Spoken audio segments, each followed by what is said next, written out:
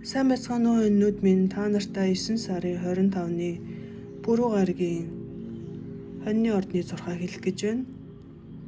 За хэрвээ таны нар сар мандалд орчин хоньны орд бол хэрвээ хоньны ордны хэн нэгний өдөр нь ямар ахыг мэдхийг хүсэж байвал энэ зурхааг сонсож олноо.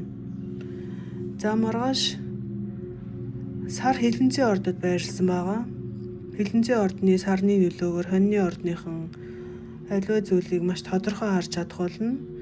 Энэ бол болохгүй байсан асуудал, ямар нэгэн далд байсан зүйл, эсвэл бодлоонтой учир нь тайлагдахгүй байсан ч юм уу, учир нь олдохгүй байсан гэх мэт зүйлүүд бүгд тодорхой болно. За энэ хэн нэгний үнэн төрхийг бас мэдэх гэх мэт зүйлүүд ер нь л яг толинд харж байгаа юм шиг л мэдрэгдэх болно.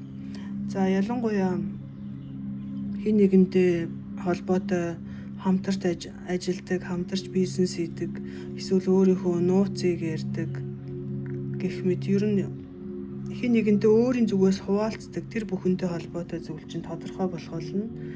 За маргааш нэглээд тийм дотгошоогоо өнгийж өөрийнхөө зөв мэдрэмжийг бас сонсож мэдрэх тийм өдөр болох болно.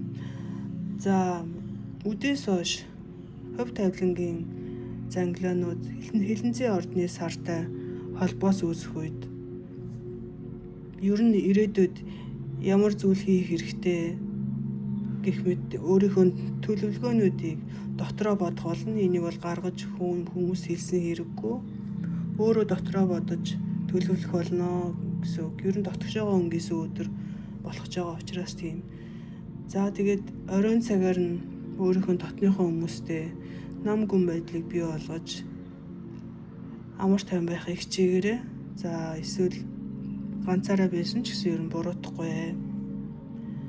За би тэгээд 3 өдөр сууглая. Сарын 25.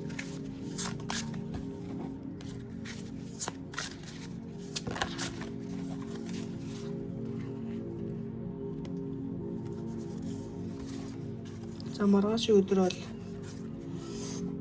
тэмж хэцүү өдөр биш, гайгүй өдөр. Гэхдээ гайхалтай өдөр ч биш. За ямар ч байсан хоньны ордны хүмүүс маань юу гарсан бэ гэхээр юун дөрөнд би түрүү хэлсэн ирээдүйдийг холбоотойгоо зүйлийг бодож төлөвлөх болно гэд. За энэтэй ч холбоотой ямар нэгэн тийм арга, гэхдээ буруу арга биш мэдээж, ямар нэгэн тийм гарах арга зам хайж олох болно гэдэг зүйл бол харагдаж байна. Тэгээд ямар цаад дотор учирсан ч гэсэн давж гарч чадах хангалттай хүчтэйг бас өөртөө сануулах хэрэгтэй.